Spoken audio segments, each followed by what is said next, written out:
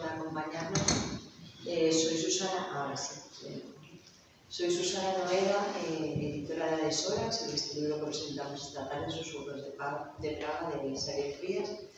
Bueno, en primer lugar agradecer al Centro de Estudios Bejaranos, que ha organizado este acto, a Carmen Gascón, al Casino Obrero de Béjar, por acogernos aquí en este espacio, a Laura Frías, que es la hija de Xavier y ha hecho la magnífica ilustración de la portada del libro, que representa la Torre de la Pólvora de Praga, y como a Xavier Frías por confiar en mí en la publicación de este libro y por invitarme a ver a acompañarle, que me hacía mucha ilusión también venir aquí a presentar el libro. Xavier y yo nos conocemos desde hace muchos años, por lo menos 7 o 8 o incluso más, y durante estos años siempre hemos compartido ideas, inquietudes y proyectos en torno a la edición. Así que no recuerdo exactamente cuándo me envió esta novelita, pero fue hace mucho antes de comenzar la pandemia, ¿no? El caso es que, bueno, yo en esos momentos tenía muchos proyectos que publicar y bueno, luego la situación de la pandemia, retomamos este proyecto a principios de este año, a finales de 2021, y finalmente se publicó en junio de este año. Ya en octubre, ¿no? El 1 de octubre lo presentamos en Ocaña, que es donde reside ahora Xavier, y bueno, vamos a venir aquí y donde nos inviten más. Pues Xavier ya había trabajado ya anteriormente en otros 2 proyectos con este sello anexo que también dirijo, que es un sello especializado en humanidades, y eran libros de literatura infantil y juvenil, que bueno, muchos de vosotros también sabréis que Xavier es especialista en literatura infantil y juvenil, escribe, hace ensayos, es profesor. El primero que publicamos, Hacia dónde va la literatura infantil y juvenil, lo publicamos en abril de 2019. Es una edición coordinada por Xavier, en el que 7 especialistas nos hacen llegar su visión sobre el futuro de la literatura infantil y juvenil en el inicio del siglo XXI. Y en él hay un artículo aparte de coordinar la edición, escribí un artículo sobre mi profesión, que es uno de los campos en los que está más interesado y estudiando últimamente de Xavier. Y este otro librito es también un libro colectivo, Literatura Infantil y Juvenil, una llave para comprender el mundo, que lo publicamos en septiembre de 2021, y en él le pedimos, en este caso no coordina la edición, sino que le pedimos una colaboración sobre su visión de la literatura infantil desde la perspectiva de un adulto. Con esto lo que quiero decir es que destaco este libro porque tiene muy pocos proyectos anteriores que hemos compartido y por eso yo creo que lo hace especial. Y luego además también porque en literatura para adultos, Xavier no es tan prolífico como en literatura infantil y juvenil, y menos aún en narrativa de adultos, ¿no? Si bien ha publicado más de una docena, ¿no?, de poemarios aproximadamente, pues casi una docena, que además lo que escribía para adultos cuando yo lo conocí, en narrativa para adultos solo ha publicado varios libros de cuentos y cuentos en revistas. Es entonces la primera novela que publica Xavier para adultos, y bueno, novela, aunque también Xavier no tiene muy claro que es una novela porque contiene también relatos y microrelatos, ¿no? Aunque bueno, yo me inclino que sí que es una novela, yo aquí me lo defiendo hasta el último momento.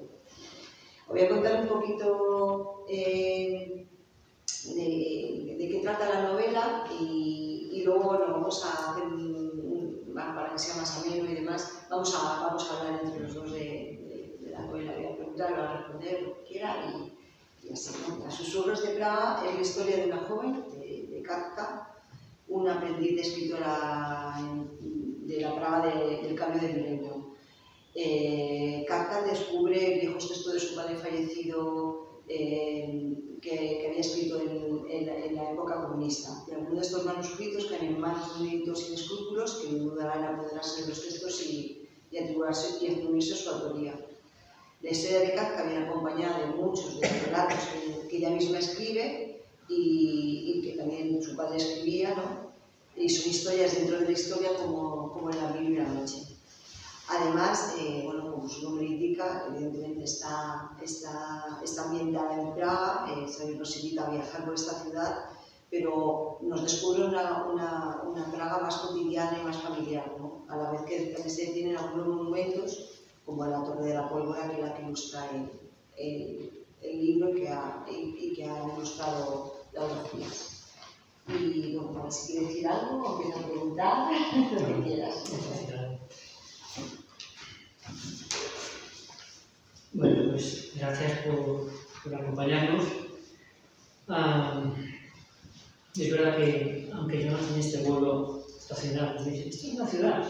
Bueno, en esta villa, si queréis. Es verdad que me prodigo poco, vengo muy poco. Tengo una vida muy complicada, pero sí me acuerdo mucho de viajar. Y Susana sabe que le dije que uno de los sitios donde quería presentar mi libro era en mi pueblo natal, ¿no? Porque tengo otro, pueblo de acogida o de adopción, si queréis, el pueblo donde vivo, en la otra Castilla, pero la verdad es que tenía ya muchísimas ganas de volver a viajar.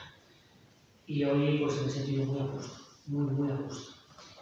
Entonces, bueno, pues también el hecho de traer el libro y que, bueno, que lo podáis disfrutar, espero. Entonces, bueno, agradeceros eso, vuestra compañía, vuestra presencia y, bueno, pues ya vamos a empezar con... Vale, yo te pregunto, sí. ¿Cómo surgió esta historia ambientada en Praga y por qué en esta forma, en un libro de narrativa para adultos? La culpa la tiene esa señora, que es de Praga, y que me arrastró allí hace años, y que me hizo conocer esa ciudad y que me fascinase con ella, ¿no? Porque en mi geografía personal lo que hay son ciudades que me han marcado en un momento de mi vida y que luego se han quedado dentro de ella, ¿no? Praga es una de ellas. Y probablemente la más reciente es Quito, la capital de Ecuador. Pero bueno, en el caso de Praga, es una ciudad fascinante.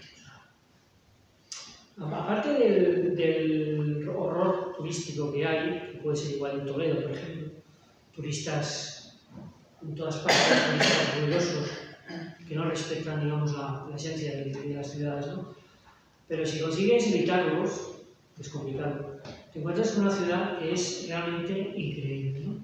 Entonces, por ejemplo, Kafka, que es un señor poco comprendido, porque los alemanes lo estudian en sus textos, pero Kafka era checo de lengua alemana en la literatura, pero Kafka hablaba checo.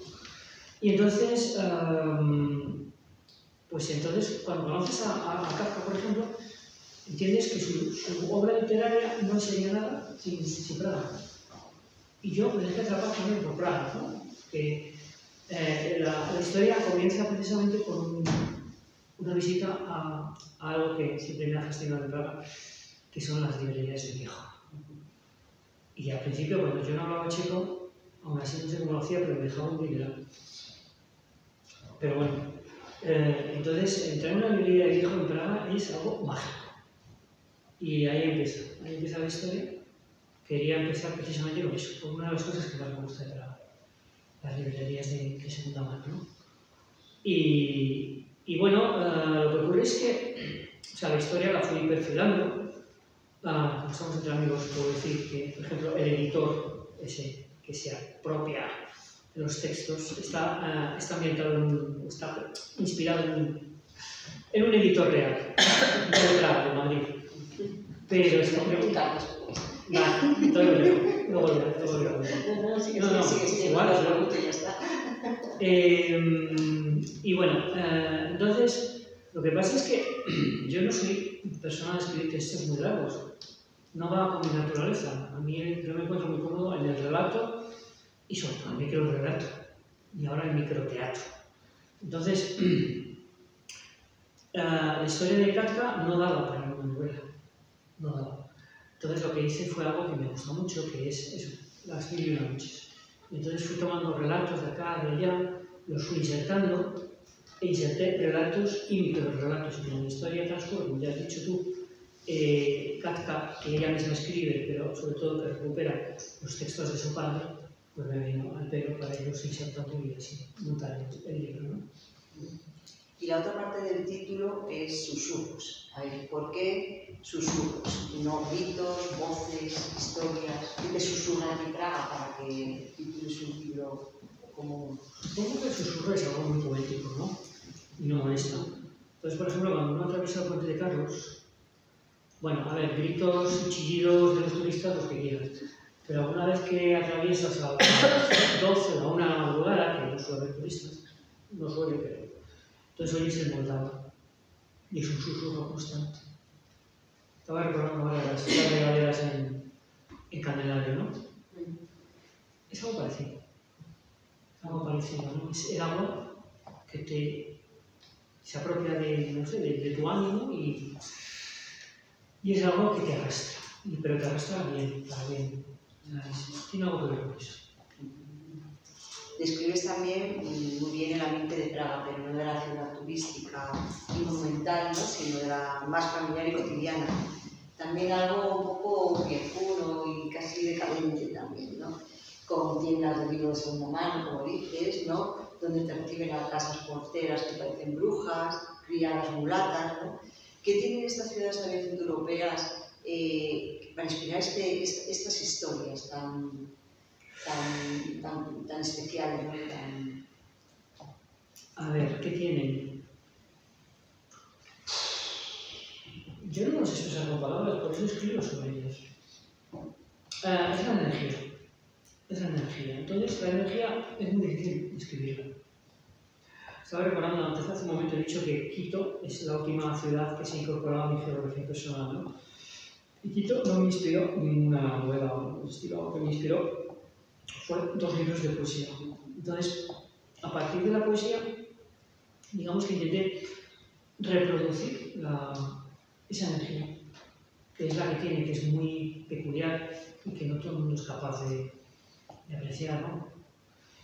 La portera, luego ya te hablo de ella, me preguntes por el editor, porque la portera también es real. La portera no tenía preguntas, pero bueno. Vale, habla de la portera. No, si quieres hablo o sea, el editor vive en una calle de Madrid, ya no de Cipuá, porque entonces ya alguno dirá, ¡ah, eso lo conozco! Vive en una calle, en una casa bastante bien, señorial. Solo decir que se pegan 4 caminos, pero ya no hay más pistas. Y esa persona, ese editor, que más o menos tiene el comportamiento que yo describo en la novela, porque es así. Resulta que cuando yo me trataba con él, tenía que atravesar la portería y allí estaba esa señora al acecho. Era como una hiena, o sea, yo miraba y digo, no está la señora. Y cuando estaba a punto de abrir el ascensor, ¡no se va! A ver al editor, cuyo nombre no. ¿Y quién es usted? Yo soy yo, y parece. Y era así, es que no había vez que no se me... Y dije, bueno, hombre, este editor, pues tengo que contextualizarlo y le digo que esto de praguense no tiene nada. Es totalmente madrileño. El editor y la bruja de la portera. No son de Praga. Lo que pasa es que, en fin, esto es literatura, entonces metes los elementos que te apetece. Kafka no es un personaje real, no pensé en nadie a la hora de escribir sobre ella. Y de hecho le cambié el nombre al personaje en su cuantas veces, porque mucho tiempo se llamó Alexandra. Y luego le puse Katka, Katrina, que es la forma muy checa, Caterina o Catalina.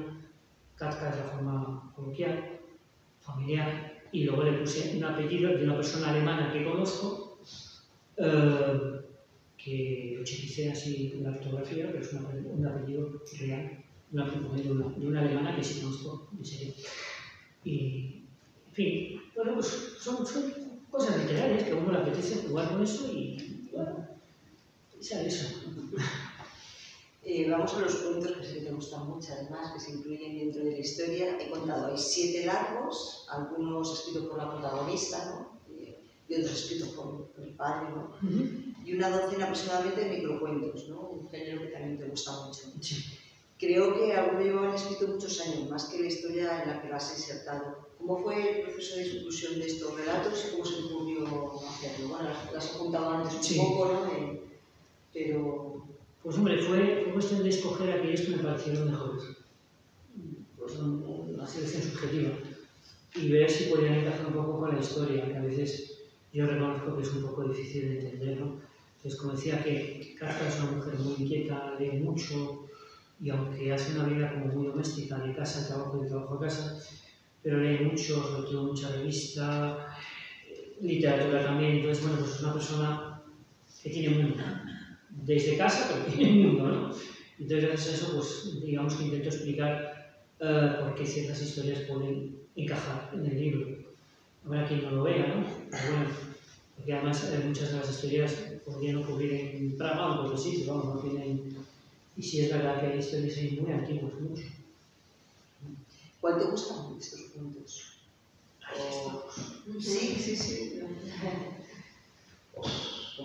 No sé. ¿Tienes buen recuerdo por un mundo? No, en general yo tengo buenos recuerdos de todos mis textos, ¿no? O sea, y estos en concreto fueron los que elegí para el libro, entonces no le veo... O sea, no puedo decirte que haya uno que predomine sobre los demás. No sé, no. ¿Y hay alguno que está basado en algún hecho real o son fruto de tu imaginación? A ver, yo puedo escribir sobre mí, a veces lo hago, no es aquí el caso, pero lo que sí que hago es escribir sobre cosas, hechos, personas que observo. Y sobre eso, pum, me surge una idea y la escribo. Entonces, muy a menudo hay un punto de partida de la realidad que desemboca en una historia que es totalmente ficticia. Y ya digo que no es el caso aquí, pero por ejemplo, mira, el otro día me lo preguntaban en una entrevista.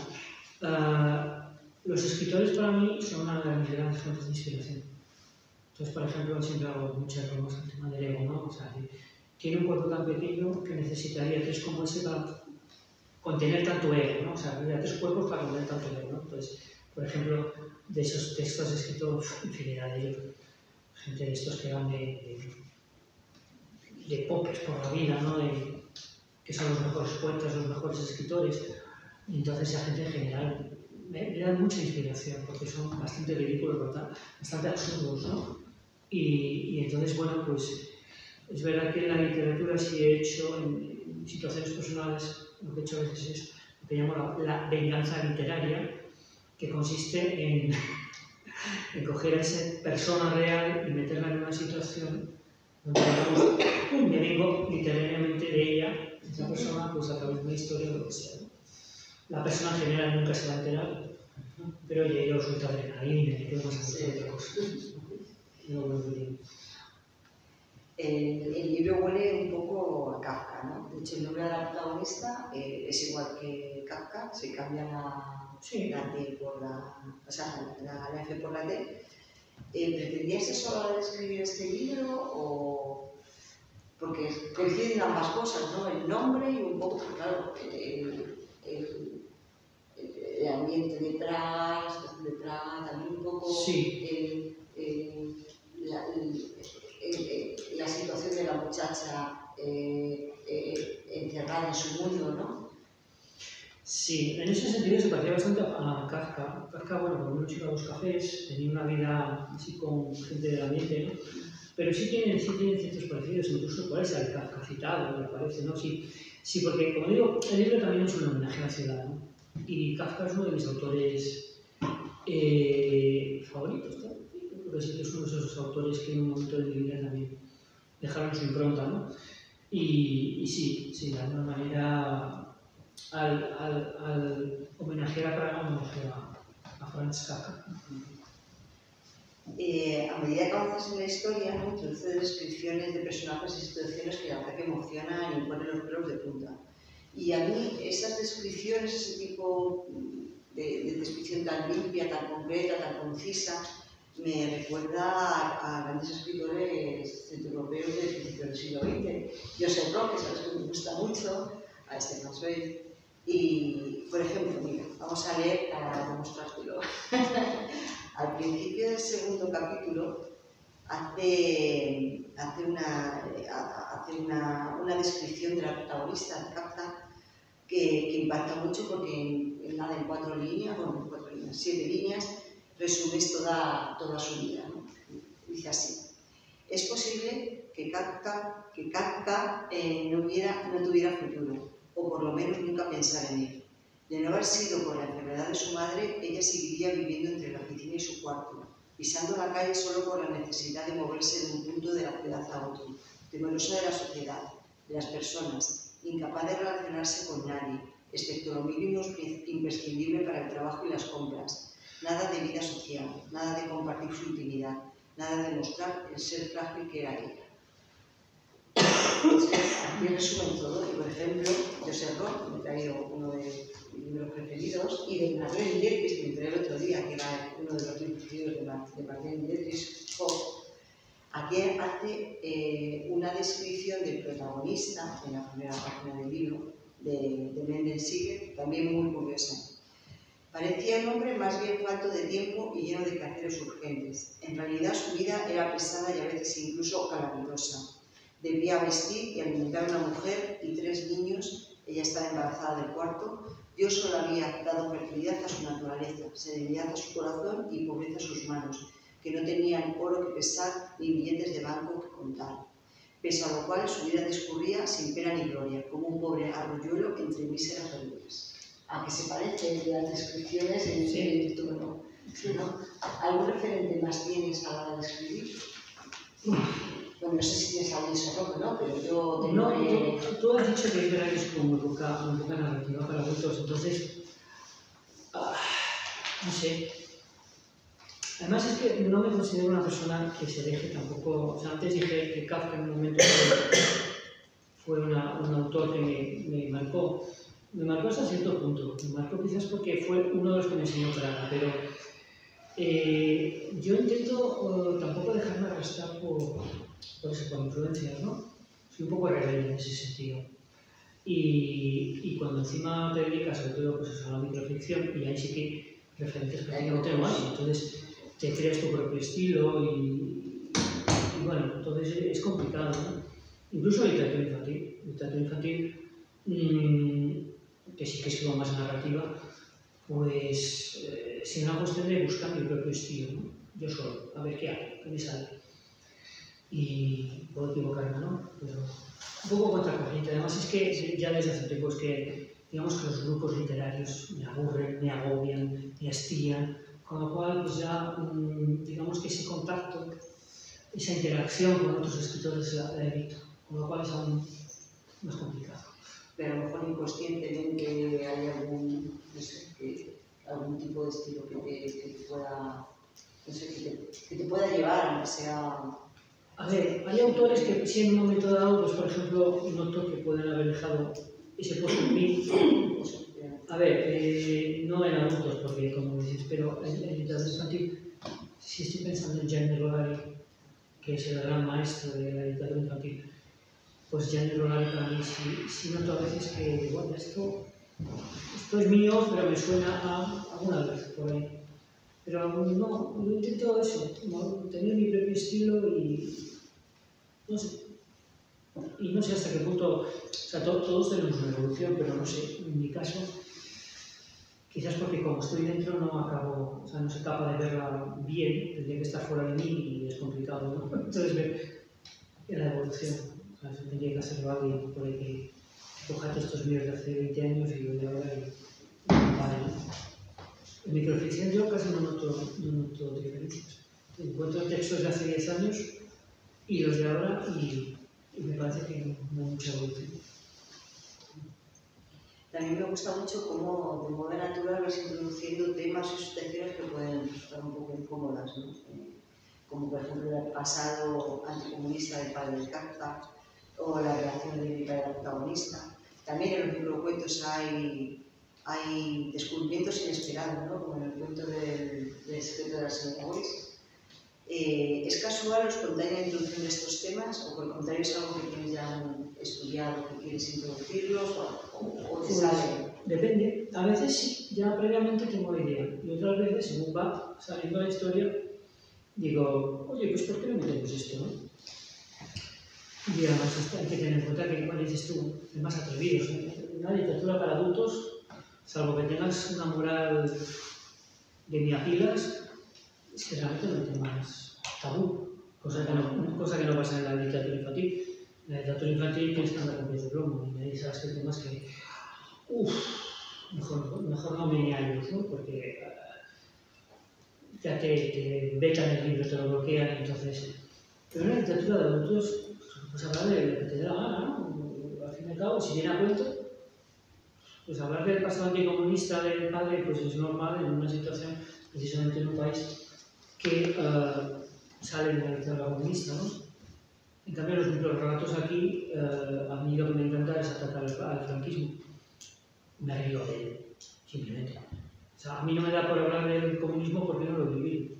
No tengo experiencia del comunismo, pero bueno, el franquismo aquí se acabó cuando yo era más pequeño, porque era un niño. Pero bueno, el franquismo se dio por aquí y pico de años, entonces, pues son personajes de los que yo a veces pues hago mucha chanza, mucha broma en los microrelatos. Pero vamos, en ese caso del padre de Kafka es que venía junto. Además, ahí sí hay un guiño a otra obra, que es el Gulag. Sí, no lo mencionas. Pues sí tiene algo que ver por eso. Y bueno, que la protagonista tengo una relación lésbica que ya lo he reventado al final, pero bueno, pero no es esencial del libro. No, pero me parecía que le daba un toque interesante, ¿no? Siendo un personaje aparentemente tan gris, ¿no? Sí. Y luego te das cuenta de que no es tan gris, entonces, y que la otra persona, pues es una persona además que se mete en su vida de una manera, pues como no se metería otra, ¿no? Entonces, no. Para mí era un proceso bastante natural. Bueno, hemos comentado antes que aparte de la historia principal está tratado de pequeñas historias y microhistorias. Bueno, que aunque están escritas por la protagonista y su padre, en realidad son historias tuyas, ¿no? Yo creo que a veces imagino tu cabeza produciendo historias continuamente, porque eres tan capaz de armar un montón de historias a la vez, ¿no? ¿Cómo se convive con una cabeza tan prolífica y una imaginación tan desbordante? Entonces, lo que es la que tiene que convivir conmigo, pobrecita. No, pero siempre lo he dicho, yo no concibo mi vida sin escribir. Entonces, a ver, estoy en una época, a lo mejor 2 o 3 semanas, que estoy a fondo con cosas de trabajo, ¿no? Y no puedo hacer más que trabajo. Entonces, a ver, es que una vez escribí una historia de una niña a la que le crece la cabeza, y me manía, la llevan al médico, al psicólogo, al psiquiatra, al brujo, al no sé qué exotérico y tal, y al final, cuando llega la abuela, que siempre en mis cuentos la abuela es un personaje fundamental, le pregunta a la niña, ¿qué te pasa? La niña intenta hablar y los padres se interrumpen, se le están interrumpiendo, y ya les dice a los padres, callaos, y pregunta a la niña. Y la niña dice, que quiero escribir una historia de un dinosaurio, patatín, patatán, y le dice al padre, o sea, la abuela al padre, dale papel y luego a la niña que se exprese. Entonces la niña empieza a escribir y tal, y rápidamente la cabeza empieza a... ¿Y cuándo te crece la cabeza? No, a mí no me ha llegado a crecer la cabeza, pero digamos que de alguna manera, si yo no escribiera, acabase echando fuera todo lo que tengo aquí, no sé si me crecería, pero probablemente me explotaría. Entonces es una necesidad vital. Es una necesidad. Ahora mismo estoy efectivamente con cosas del trabajo y ya tengo aquí dos micropiezas, precisamente, 2 micropiezas que me están diciendo, escríbenos, escríbenos. Y yo, calma. Entonces ahí está. Es mi vida. O sea, no concibo mi vida sin estar. Además, yo es que escribo todo con ordenador, o sea, no soy de los que escriben a mano. y porque claro, no tengo el ordenador aquí. Eso es increíble, a veces escribo en el móvil. Los microrelatos todavía no, escribo en la novela, pero microrelatos, claro, los escribo en el móvil a veces. O sea que no me, digamos que no me entiendo a mí mismo sin escribir. No puedo. No sé. Pues no tengo más preguntas, no sé si quieres comentar algo más, de algo. Mira, me habías dicho que leyera del libro, pero no quiero leer del libro. Vale, porque si luego... Mira, estábamos hablando de microrelatos, veréis.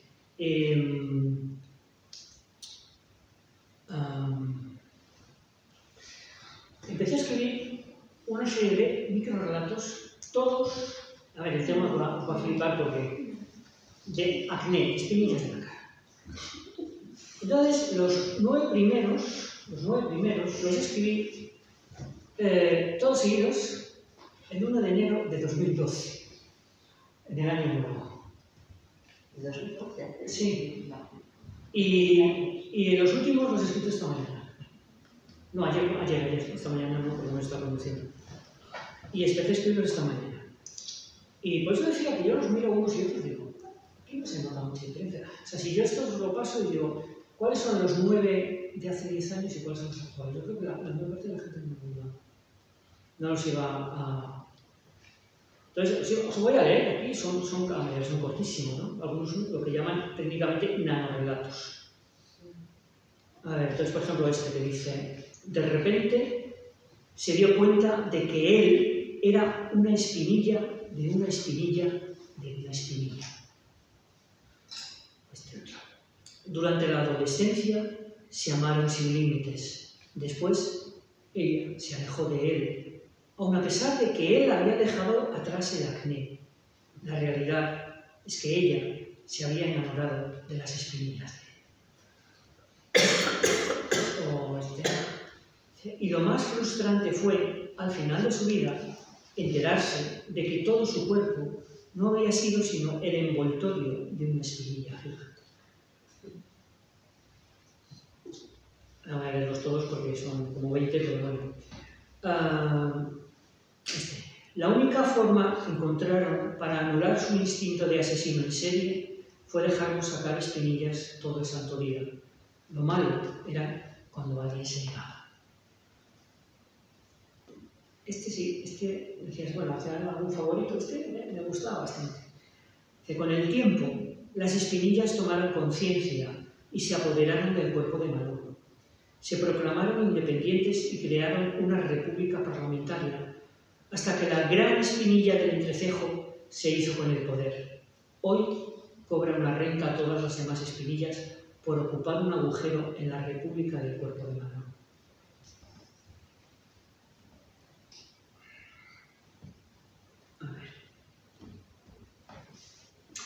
Cuando descubrió que las espinillas eran puertas dimensionales en su rostro, dejó de sacárselas para siempre.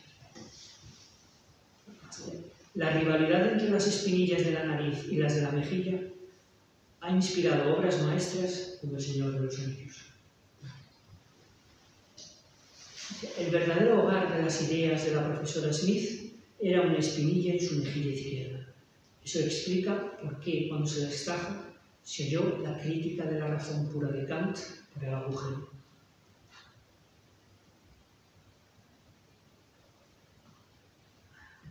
Dice, sus espinillas se extendían por su rostro de un modo artístico, según comentaba todo el mundo. Por eso las patentó. Y bueno, está para unas cuantas, ¿no? Bueno, voy a leer el último, es un poquito más largo. Este es un poquito más largo, pero este sigue siendo micro. Descubrió que había millares de fanáticos de las espinillas que seguían vídeos en redes sociales donde supuestos expertos limpiaban la piel de gente con espinillas con una cabeza del tamaño de un centímetro. Se ofreció a un canal de vídeos para que le hiciesen la limpieza. Le pagaron muy bien, 200 € por una sesión en la que grabaron cómo le extraían espinillas. Con un poco de suerte, en 3 o 4 semanas volvería a tener espinillas para grabar otro vídeo. Nada de 4 semanas, le respondió el camarógrafo y director de las grabaciones, al tiempo que le extendí una bandeja donde estaba toda la grasa que le habían sacado. Colóquese de nuevo todas sus espinillas y vuelva usted mañana para grabar otro programa. Bueno, pues eso. El título de esta parte, ya tiene título, es de profesión sexador de espinillas. Ahora he puesto ese nombre. Me preguntaban a Natasha si saldría un libro entero de esto, no lo sé. Si no sale, pues digamos que en uno de mis dos relatos normales hago una sección y va esta parte toda de espinillas. Pues, ¿queréis preguntar algo? ¿O comentar algo? sí, yo creo que el tema de las espinillas un poco morboso, pero da mucho. Yo no lo voy a ilustrar.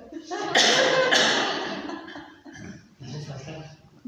Sí, ya no es descriptivo de por sí, ya estás viendo ahí los dos dedos y el... Aquí me ha salido una esta mañana. Bueno. ¿Queréis comentar algo o preguntar algo a Javier? Que no va a venir mucho tiempo, a lo mejor va a cada otros 5 años. No, eso no puedo tardar tanto. No puedo venir más a menudo. Bueno, pues si no, pues dejamos. Cerramos aquí la sesión. Muchísimas gracias. Espero que hayáis pasado un rato agradable de Praga, de Madrid y demás. Y bueno, hasta la próxima que